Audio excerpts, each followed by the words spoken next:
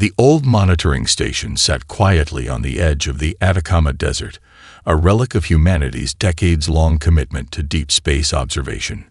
Rows of solar panels glimmered under the Chilean sun, powering an array of listening devices that had become humanity's silent sentinels against the unknown. Dr. Elena Rodriguez adjusted her lightweight graphene comlink, her fingers dancing across the holographic interface with practiced precision. The global network of observation stations had been her life's work, a collaborative project that united scientists from every corner of the planet. What had begun as a response to climate challenges and geopolitical tensions had transformed into humanity's most sophisticated early warning system. At precisely 3:47 Universal Time, something changed. The quantum resonance detectors began to pulse with an unusual rhythm. Standard communication algorithms failed to decode the incoming signal, triggering a cascade of automated alerts that raced across global communication networks. Within seconds, research facilities from Beijing to Berlin, from Cape Town to Copenhagen, began receiving fragments of an extraordinary transmission. Junior analyst Miguel Santos was the first to recognize the anomaly. The signal didn't match any known communication protocol. Its complex mathematical structure suggested an intelligence far beyond simple random noise. As he worked, lines of code scrolled across multiple screens, each attempting to break down the alien communication. Director Rodriguez, Miguel called out, his voice a mixture of excitement and apprehension. "We've got something unusual." Elena moved quickly, her decades of experience guiding her movements. The monitoring room transformed around her. Holographic displays materialized, showing intricate patterns of the incoming signal. Advanced AI systems began parsing the data, comparing it against decades of collected astronomical information. The global defense network activated silently. Satellites in low Earth orbit adjusted their positions, quantum communication networks initialized emergency protocols, and research facilities worldwide began concentrating their collective intellectual might on understanding the transmission. What emerged was both terrifying and fascinating. The signal was a message, not a simple greeting, but a declaration of intent from the Zarkak's hegemony, a civilization that had become legend among astronomers and sinobiologists. Star charts intercepted with the transmission revealed a horrifying scope of their territorial expansion. Hundreds of star systems had fallen to their advanced technological might, each conquest marked by systematic resource extraction and cultural elimination. And now, they had found Earth. The message was direct, almost bureaucratic in its cold precision. Humanity was to prepare for integration. Resistance was mathematically calculated as futile. The Zarkaks offered what they considered a generous terms of surrender, complete submission in exchange for minimal disruption to the existing social structures. Elena studied the transmission, her mind racing through multiple scenarios.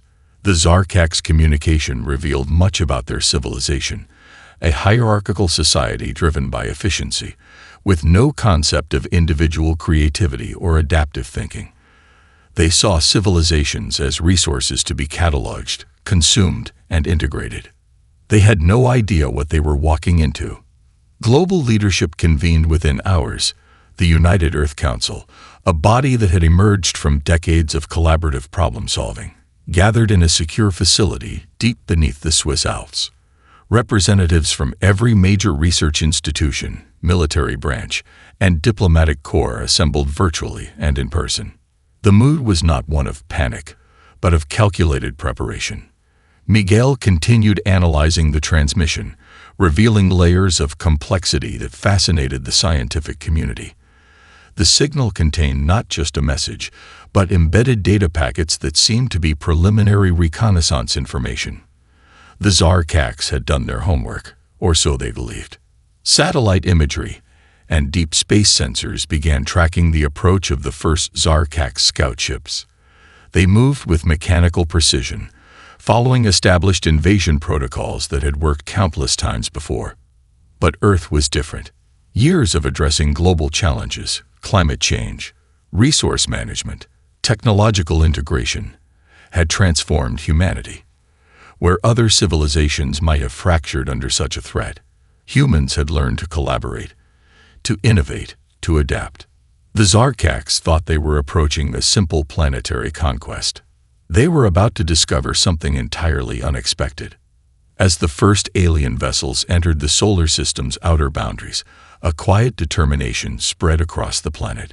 Humanity was about to write a new chapter in galactic history. The Global Defense Initiative headquarters transformed overnight. What had once been a collaborative research center became the nerve center of humanity's most ambitious defense project in history. Massive holographic displays covered every wall, showing real-time data streams, planetary defense simulations, and intercepted alien communication patterns. Dr. Hiroshi Tanaka stood at the center of a circular platform, his fingers manipulating three-dimensional quantum field projections. Around him, a diverse team of scientists from every continent worked with unprecedented unity. The challenge before them was more than a military response. It was a comprehensive strategy that would define humanity's future. "We're not just building weapons," Hiroshi explained to the assembled team. "We're creating an adaptive defense ecosystem." The Quantum Defense Laboratory in Tokyo had been working on breakthrough technologies for years. Climate adaptation research, deep-sea exploration systems, and advanced material sciences now found themselves repurposed for a threat beyond anything humanity had imagined.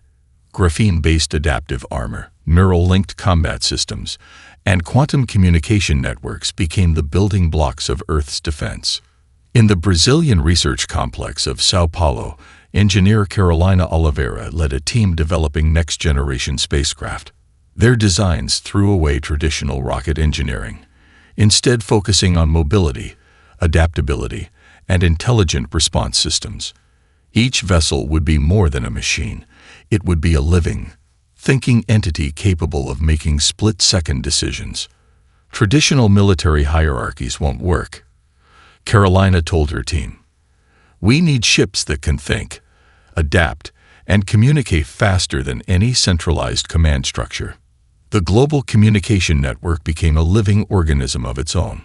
Satellite systems reconfigured, quantum entanglement communication links established unprecedented levels of coordination. Universities, research centers, and technology hubs worldwide began sharing information at speeds that would have been impossible just a decade earlier. At the European Space Agency's primary research facility, Dr. Klaus Werner worked on revolutionary propulsion systems. Traditional rocket technology gave way to experimental quantum drive prototypes. Each design pushed the boundaries of known physics, creating spacecraft that could make impossible maneuvers. Military academies worldwide began rapid retraining programs.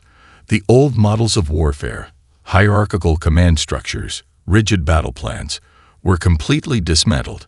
Instead, they developed adaptive combat strategies that emphasized individual initiative, collective intelligence, and unprecedented levels of technological integration.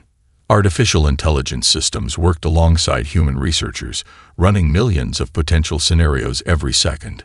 These were not simple predictive models, but complex adaptive networks that could learn, modify, and improve their strategies in real time. In the high-altitude research stations of the Himalayas, communication specialists developed breakthrough translation and interpretation technologies. Understanding the Zarkaks wasn't just about decoding their language. It was about comprehending their entire approach to communication, warfare, and civilization. Dr. Aisha Kwizi, leading a team of linguistic experts and quantum communication specialists, made a breakthrough that would change everything. They communicate through hierarchical information packets, she explained during a global briefing. But their system has fundamental weaknesses. They cannot adapt quickly to unexpected variables. This became the core of humanity's strategic approach. Where the Zarkaks saw rigid efficiency, humans would introduce unpredictability. Where alien tactics relied on established protocols, human responses would be fluid, creative, and impossible to anticipate. Massive resource allocation occurred with unprecedented speed. Global economic systems, which had spent decades learning to collaborate on climate challenges, now redirected entire industrial capabilities towards defense preparation. Manufacturing centers in China, robotics labs in South Korea, advanced material research facilities in Germany, all worked in perfect synchronization. The United Earth Council established new communication protocols. Gone were the days of national boundaries and individual country interests. Every resource, every piece of technology, every human skill became part of a global defense strategy. Military training facilities developed entirely new combat approaches. Soldiers learned not just to follow orders, but to think independently, to make critical decisions with limited information. Virtual reality simulations pushed human adaptability to its absolute limits. As the first Zarkak scout ships entered the solar system's outer regions, humanity was not cowering in fear. Instead, they were preparing a response that would fundamentally challenge everything the alien civilization understood about technological warfare. The preparations were more than a defense strategy. They were a statement, a declaration that humanity would not be simply another civilization to be cataloged and consumed. Something extraordinary was coming, and the Zarkaks had no idea what was about to hit them. The void between Mars and Jupiter became a canvas of technological warfare, unlike anything the galaxy had ever witnessed. Zarkak's scout ships approached with cold mathematical precision, their angular metallic forms designed to inspire terror in less developed civilizations. Each vessel represented centuries of conquest, a legacy of technological supremacy that had subjugated hundreds of planetary systems. Lieutenant Marcus Chen gripped the neural interface of his command vessel, feeling the ship respond to his thoughts with liquid-smooth precision. Around him, the human fleet materialized seemingly from nowhere, a constellation of ships that defied traditional understanding of space combat. The first wave of Zarkak's vessels launched their initial attack, energy weapons charging with a distinctive blue-white luminescence. Their targeting systems locked onto what seemed to be ideal attack vectors, confident in centuries of proven invasion protocols. They were about to learn how wrong they could be. Human ships moved with a fluidity that violated every known law of space combat. Where traditional military doctrine demanded rigid formations, these vessels danced. Quantum camouflage systems made them shift between visibility and near invisibility, creating a nightmarish targeting challenge for the alien attackers. Incoming primary wave, Marcus announced calmly, his voice steady despite the immense tension. The neural link allowed him to process information faster than any traditional communication system. Each crew member became an extension of their ship, thinking and moving as a single adaptive organism. The first energy weapons discharge, massive plasma bursts that would have vaporized most known spacecraft. But human ships weren't most spacecraft. Adaptive shield technologies developed in the high-altitude research facilities of Chile responded instantaneously. The plasma dissipated across multi-layered quantum fields, transforming destructive energy into harmless dispersed wavelengths. Dr. Elena Rodriguez watched from the Global Command Center, her fingers dancing across holographic displays. Years of collaborative research had prepared humanity for this moment. The ships weren't just technological marvels. They were living proof of human innovation. Zarkak's commanders observed in growing confusion. Their tactical algorithms began to fail.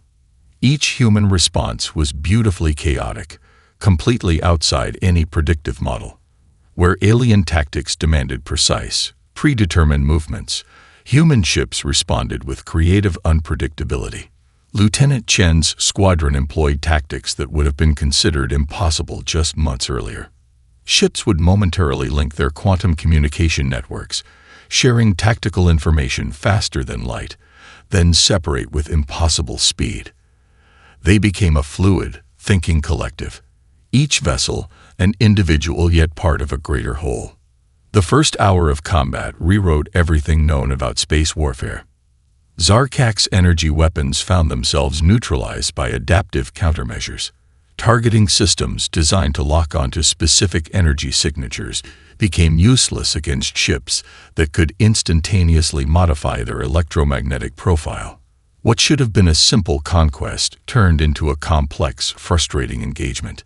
They're adapting faster than our predictive models, a Zarkax fleet commander reported, his voice betraying an emotion close to panic. The hierarchical communication systems of their civilization couldn't process the fluid human response. Each human ship carried multiple defensive and offensive capabilities. Quantum disruption fields could temporarily disable alien weapon systems. Adaptive camouflage made precise targeting impossible. Neural-linked pilots could make decisions faster than any centralized computer could process. The battle wasn't just a physical confrontation. It was a fundamental clash of philosophical approaches to warfare, technology, and existence. Human vessels used the asteroid fields and solar radiation as tactical advantages, performing maneuvers that would have been considered suicidal by any other civilization. They transformed the battlefield into a three-dimensional chess match, where creativity became the most potent weapon. By the engagement's third hour, the Zarkax had lost nearly 40% of their initial scout fleet, not through overwhelming firepower, but through a combat approach that completely defied their understanding of warfare. Marcus Chen allowed himself a slight smile. The first message had been sent. Humanity was not a civilization to be conquered. They were a force to be reckoned with. As the remaining Zarkax vessels retreated, pulling back to regroup and reassess, the human fleet maintained its perfect, fluid formation. The dance of destruction had only just begun. The global communication network hummed with an energy that defied traditional understanding of military coordination. Where other civilizations relied on rigid command structures, humanity had developed something entirely different. A living, breathing ecosystem of strategic innovation. Lieutenant Sophia Rice stood at the heart of the Advanced Tactical Center, her neural interface connecting her to a vast network of information, strategy, and collective intelligence. Around her, holographic displays showed multiple layers of ongoing operations, each represented by intricate, shifting patterns of light and data. Psychological disruption protocols are now active, she announced, her voice calm and measured. The human response to the Zarkax invasion was far more sophisticated than simple military engagement. It was a multi-layered approach that attacked not just physical systems, but the very foundation of the alien civilization's understanding of conflict. Holographic communication networks began broadcasting carefully constructed messages. Each transmission was a work of strategic brilliance, designed to exploit the hierarchical weaknesses of the Zarkax communication systems. Where the aliens expected direct, linear information exchange, humans introduced complexity, ambiguity, and psychological nuance. Research teams from communication centers in Brazil, Japan, and South Africa had spent weeks developing these intricate message protocols. They weren't just communications, they were sophisticated psychological weapons designed to create doubt, confusion, and internal friction within the alien command structure. In the high-altitude research stations of the Himalayas, linguistic experts worked alongside quantum communication specialists. They decoded subtle patterns in Zarkax communication, identifying the fundamental assumptions that underpin their entire civilization's approach to information exchange. They process information through strict hierarchical channels, Dr. Aisha Kwizi explained during a global briefing. Their entire communication model assumes a top-down flow of information. We're going to completely disrupt that. Human ships began employing tactics that defied traditional understanding of space combat. They would momentarily link their quantum communication networks, sharing tactical information at speeds that exceeded light, then separate with impossible agility. Each vessel became both an individual unit and part of a greater thinking collective. The psychological warfare extended beyond communication. Holographic decoys, quantum-encrypted false transmissions, and adaptive misinformation campaigns created a fog of uncertainty around human capabilities. Zarkax tactical systems found themselves drowning in conflicting information, unable to develop a coherent understanding of the human response. Lieutenant Chen's squadron became legendary among the defense forces. They developed combat approaches that turned warfare into a form of improvisational art. Ships would link and unlink their neural networks with breathtaking speed, creating combat formations that were impossible to predict or counter. "We're not fighting their war," Chen explained to his team. "We're fighting a completely different kind of conflict." Global research facilities continued to push technological boundaries. What had begun as defensive preparations transformed into a crucible of innovation. Climate adaptation technologies, deep-sea exploration systems, and advanced material sciences found themselves repurposed into weapons of unprecedented sophistication. The Zarkaks began to realize they were facing something entirely unexpected. Their invasion protocols, developed over centuries of successful conquests, began to break down. Each human response introduced variables that their tactical systems couldn't process. Quantum disruption fields could temporarily neutralize entire sections of alien technological infrastructure. Adaptive camouflage systems made precise targeting impossible. Neural-linked pilots could make decisions faster than any centralized computer could process. Communications intercepted from Zarkak's command vessels revealed growing confusion and fear. Their hierarchical systems couldn't comprehend the fluid, adaptive approach of human warfare. Where they expected rigid responses, they encountered beautiful chaos. "They're not following any recognizable combat protocol," one frustrated Zarkak's fleet commander reported. The emotion in his voice, something rarely heard in their typically emotionless communication, betrayed a growing sense of uncertainty. The human approach was fundamentally different. Each engagement was a collaborative effort, with individual units capable of making complex decisions while simultaneously contributing to a larger collective strategy. It was a living, breathing approach to conflict that the Zarkaks had never encountered. As the conflict expanded, humanity continued to surprise. What should have been a simple planetary invasion had transformed into a complex, multi-layered conflict that challenged everything the Zarkaks understood about warfare, technology, and intelligence. The waves of innovation continued to crash against the rigid structure of alien expectations, and humanity was just getting started. The research facility, nestled deep within the Swiss Alps, represented the pinnacle of human scientific achievement. Carved into the mountain's granite heart, its walls hummed with an energy that spoke of countless sleepless nights and revolutionary discoveries. Dr. Aisha Kwizi stood before a holographic projection, her team surrounding her in a semicircle of intense concentration. Months of collaborative research had led to this moment, a breakthrough that would redefine humanity's approach to technological warfare. "We're not just creating a weapon," she explained, her voice cutting through the electric tension of the room. "We're developing a quantum disruption field that fundamentally challenges the way technological systems communicate." The quantum research team represented a global collaborative effort. Researchers from every continent had contributed pieces of an incredibly complex puzzle. Materials scientists from Japan, quantum physicists from India, communication experts from Brazil, and computational theorists from multiple research centers had worked in perfect synchronization.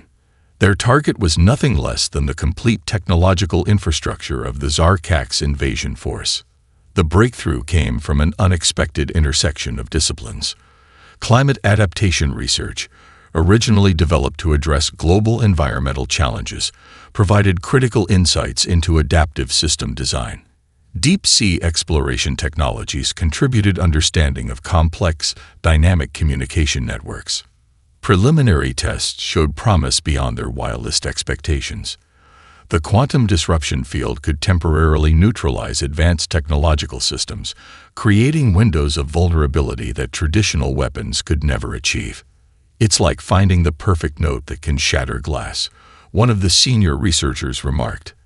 "Except in this case, we're shattering entire technological ecosystems." The first full-scale demonstration occurred in a heavily shielded testing chamber. As the quantum field activated, multiple layers of advanced technological systems began to fluctuate. Holographic displays flickered, computational matrices destabilized, and communication networks collapsed into cascading waves of quantum uncertainty. What made the technology truly revolutionary was its adaptive nature. Unlike traditional electronic warfare methods, this system could learn and modify its approach in real time. It didn't just attack technological systems. It understood them, predicted them, and found their most fundamental weaknesses. Global defense leaders watched the demonstration with a mixture of anticipation and barely contained excitement. This was more than a technological breakthrough. It was a fundamental reimagining of how technology could be weaponized. Dr. Elena Rodriguez, coordinating from the Global Defense Headquarters, understood the deeper implications. We're not just developing a weapon, she explained during a secured transmission. We're creating a language of technological communication that can disrupt any closed system. The quantum disruption field worked on principles that went beyond traditional understanding of electronic warfare. It didn't just interfere with signals, it introduced fundamental uncertainties into the way technological systems processed information. Zarkak's communication networks relied on hierarchical, predictable information exchange. The human technology would transform that predictability into chaos, creating moments of vulnerability that could be exploited with unprecedented precision. Preliminary simulations showed devastating potential. Entire sections of alien technological infrastructure could be temporarily neutralized, creating windows of opportunity that would have been impossible with traditional military approaches. We're introducing entropy into their most fundamental systems, one of the quantum researchers explained. It's like injecting unpredictability directly into their technological DNA. The first field tests against captured Zarkak's technology confirmed their most optimistic projections. Advanced alien communication systems would collapse into quantum uncertainty, their rigid information networks transforming into waves of unresolvable potential.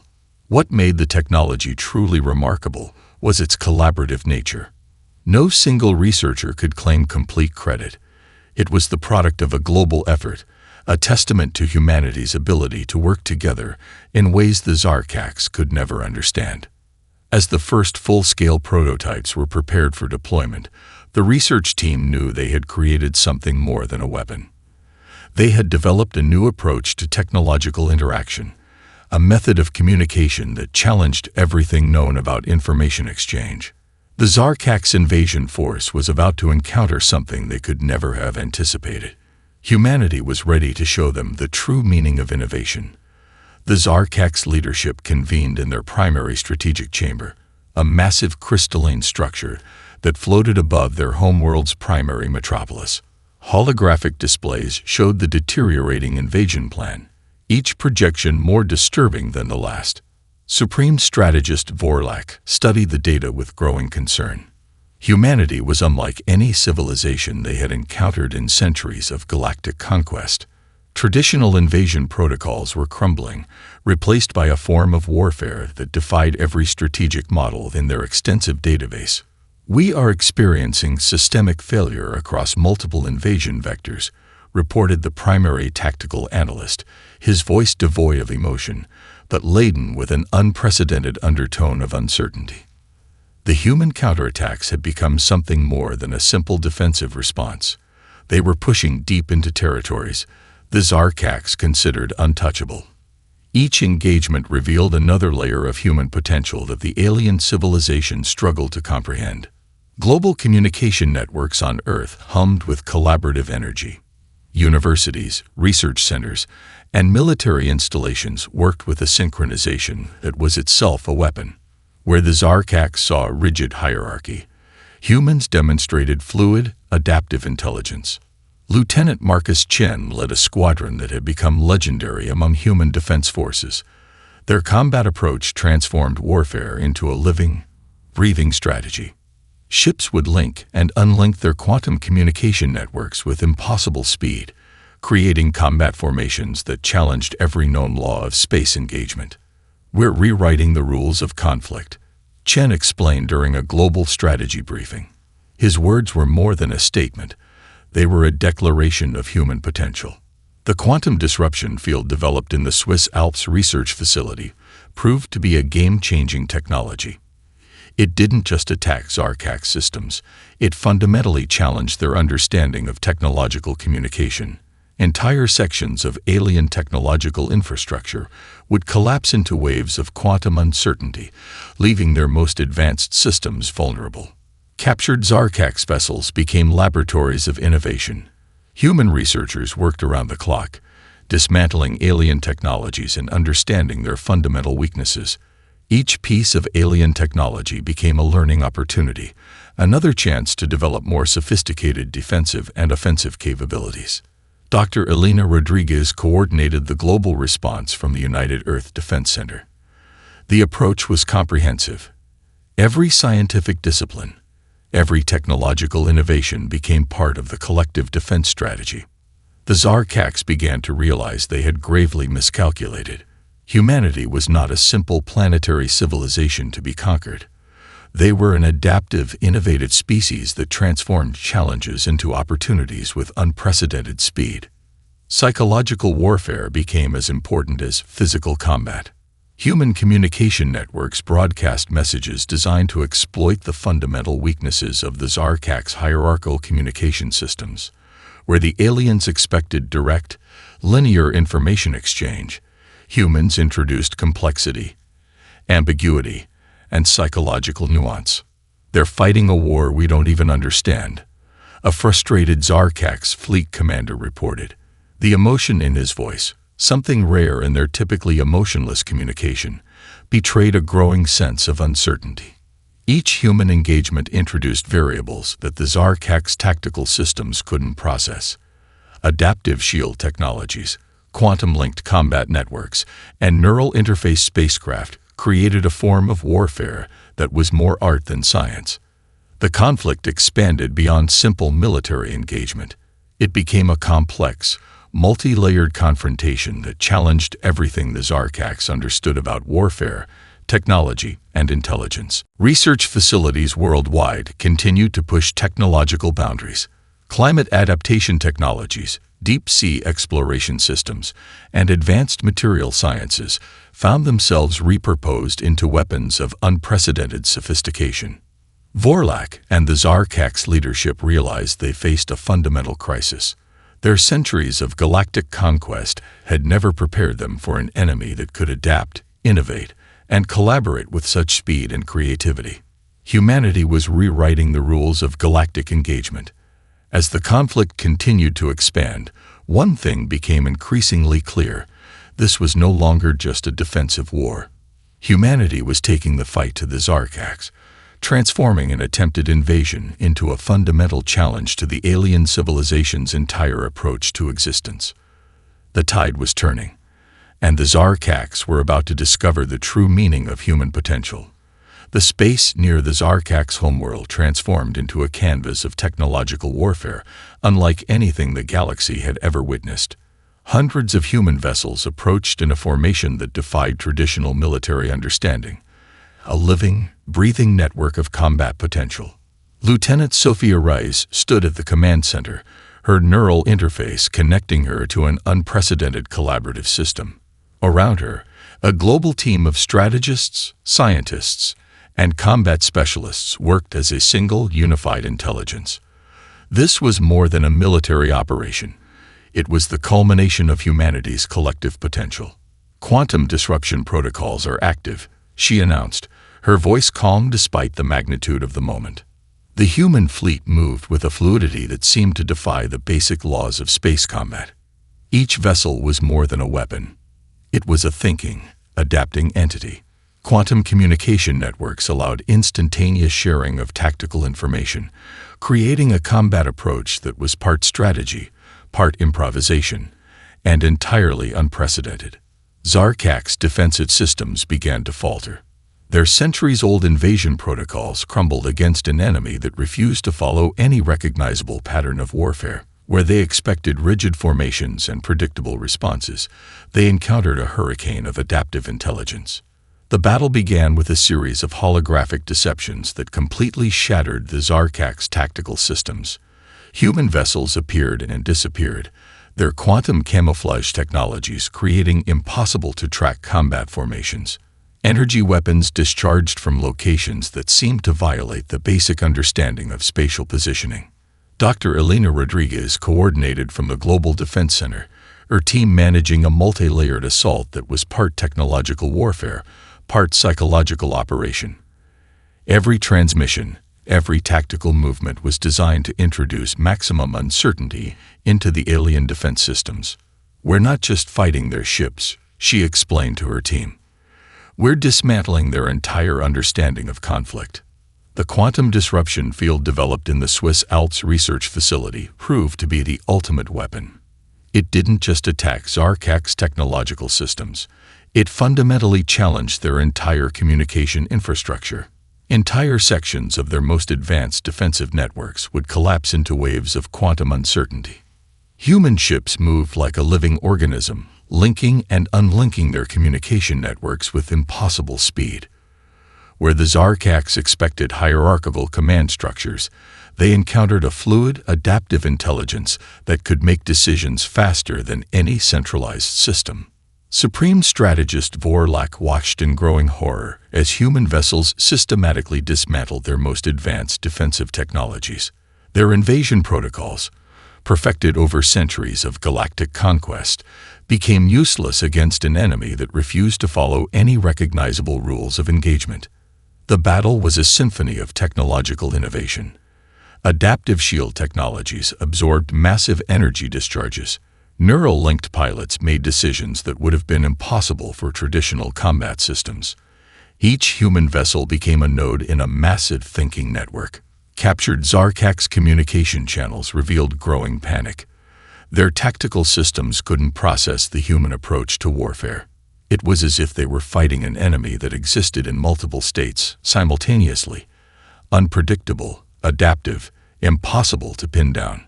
"They're not following any known combat protocol," a frustrated Zarkak's fleet commander reported. The emotion in his voice betrayed a growing sense of existential fear. The final stages of the confrontation became a demonstration of human potential. Research facilities worldwide had transformed every technological innovation into a weapon. Climate adaptation technologies, deep-sea exploration systems, advanced material sciences, all found themselves repurposed into tools of unprecedented sophistication. Lieutenant Chen's squadron became the spearhead of the assault. Their combat approach turned warfare into a form of improvisational art. Ships would link their neural networks with breathtaking speed, creating combat formations that were impossible to predict or counter. As the battle reached its climax, the human fleet began to systematically dismantle the Zarkak's defensive infrastructure. It wasn't just a military victory. It was a fundamental challenge to the alien civilization's entire approach to existence. The Zarkak's homeworld came into view, its once impenetrable defensive systems now vulnerable. Humanity had done more than defend itself. They had completely rewritten the rules of galactic engagement. Vorlak and the Zarkak's leadership realized the true extent of their miscalculation. Humanity was not a simple planetary civilization to be conquered. They were an adaptive, innovative species that could transform challenges into opportunities with unprecedented speed. The final confrontation was more than a battle. It was a declaration of human potential. The aftermath of the conflict transformed humanity in ways no one could have anticipated. What had begun as a desperate defense against an alien invasion became a pivotal moment in the species' evolution. Global communication centers processed the unprecedented data from the conflict. Research facilities worldwide began the monumental task of analyzing the technological insights gained from the encounter with the Zarkaks. Every piece of captured alien technology became a window into a broader understanding of the universe. Dr. Elena Rodriguez stood before the United Earth Council, her presentation revealing the depth of human achievement. The conflict had been more than a military victory. It was a comprehensive demonstration of human potential. "We didn't just defend ourselves," she explained, her voice resonating through the massive holographic chamber. "We rewrote the fundamental understanding of technological adaptation, communication, and collective intelligence." The global collaborative effort that had emerged during the conflict continued to bear fruit. Universities, research centers, and technological hubs maintained the unprecedented level of cooperation that had been their greatest weapon against the Zarkax. Lieutenant Marcus Chen, now heading the Interstellar Defense Research Division, focused on transforming the lessons learned from the conflict into future technological development. The neural link technologies developed during the war found applications in medical research, space exploration, and global communication networks. Captured Zarkax vessels became living laboratories of innovation. Research teams worked around the clock, dismantling and understanding alien technologies that pushed the boundaries of human scientific understanding. Each discovery opened new possibilities for technological advancement. The psychological impact of the conflict ran deep. Humanity had faced an existential threat, and not only survived but emerged stronger. The global unity that had been forged in the face of invasion continued to reshape human civilization. Educational systems worldwide began incorporating the lessons learned from the conflict. New curricula emphasized adaptive thinking, collaborative problem-solving, and the potential of collective intelligence. Schools became breeding grounds for the next generation of innovative thinkers. Dr. Aisha Kwizi led a research team that began exploring the quantum communication technologies developed during the war. What had been a defensive tool became a breakthrough in understanding information exchange at the most fundamental levels. The global economic system transformed. The collaborative approach that had been crucial in developing defense technologies now became a model for international cooperation. Barriers between nations continued to dissolve, replaced by a more unified global perspective. Space exploration programs received unprecedented funding and support. The technologies developed to defend against the Zarkax became the foundation for humanity's most ambitious exploration efforts. The stars were no longer something to fear, but a frontier to be understood and explored. Psychological research revealed the deeper implications of the conflict. Humanity had discovered something profound about itself: the ability to adapt, to innovate, to come together in the face of seemingly insurmountable challenges. The Zarkax communication archives, carefully studied by linguistic and communication experts, became a source of unprecedented scientific insight. They revealed a civilization built on rigid hierarchies, unable to adapt to unexpected challenges. "We didn't just win a war," Lieutenant Sophia Rice wrote in her comprehensive analysis. "We demonstrated a fundamentally different approach to existence." Diplomatic teams began preparing for potential future extraterrestrial encounters. The lessons learned from the conflict became the foundation of a new approach to interstellar communication and potential conflict resolution. Technological innovations spread across multiple disciplines. Medical research benefited from the adaptive technologies developed during the war. Climate management systems incorporated the quantum communication techniques that had been crucial in human defense. The global defense network remained vigilant but transformed. It was no longer just a military system, but a comprehensive network of scientific, technological, and collaborative potential. Supreme Strategist Vorlak, the highest-ranking Zarkax survivor, was brought before the United Earth Council. The encounter revealed the fundamental difference between human and Zarkax civilization: flexibility versus rigid hierarchy. "You do not conquer," Vorlak stated during the diplomatic hearings. "You transform." The statement became a defining moment of understanding between two vastly different civilizations. As the first interstellar ships prepared for exploration missions, humanity looked to the stars with a new perspective. The conflict had been more than a war. It was a crucible that had forged a new understanding of human potential. The universe was waiting, and humanity was ready.